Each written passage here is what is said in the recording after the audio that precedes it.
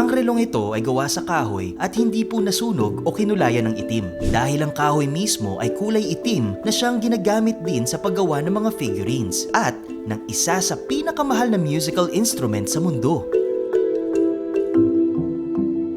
Dito, makikita ang pagpuputol ng kahoy at tignan nyo kung gaano kaitim ang loob nito. Dahil sa kakaibang ganda at kalidad, itinuturing itong isang exotic wood.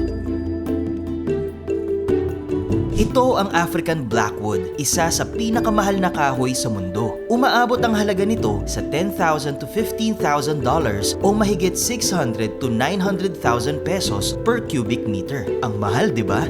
Ang African Blackwood o Dalbergia melanoxylon ang pambansang puno ng Tanzania. Matatagpuan ang punong ito sa Miombo Woodland sa East Africa, kung saan tinatawag itong mpingo sa lokal na wika. Ang mature na punong empingo ay karaniwang may taas na 4.5 meters to 7.5 meters. Sa labas, mukha lang itong ordinaryong punong may kulay brown na balat. Pero sa loob, parang uling ang katawan nito at hindi na halos makita ang pattern. Ginagamit na ang kahoy na ito mula pa noong 5,000 years ago sa ancient Egypt para makagawa ng mga prestihiyosong furniture gaya ng upuan ng paraon. Sa kasulukuyan, 3 pangunahing produkto ang ginagawa mula rito. Una, ang Makonde art, isang tradisyonal na wood sculpture. Isa sa pinakakilalang estilo nito ay ang estilong Shetani na nagtatampok ng rebulto ng mga espiritong pinaniniwalaang nakaka-impluwensya sa mga tao. Ikalawa, ginagamit rin ito sa paggawa ng woodwind instruments gaya ng clarinet, bagpipe at mga mamahaling oboe na aabot ang halaga ng $14,000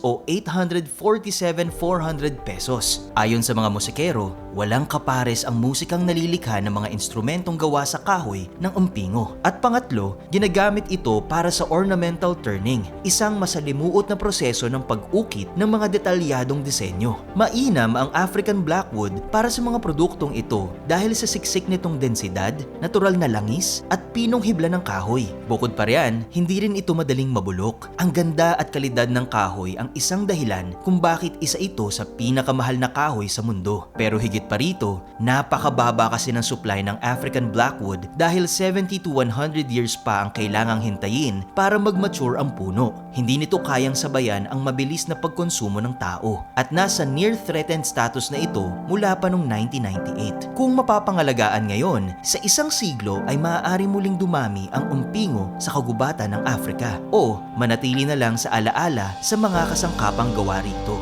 Nagustuhan niyo ba ang content natin today mga ka-awesome? Kung oo, mag-comment ng big yes. This is your Kuya Dawel from Our Republic. Hanggang sa muli and stay awesome!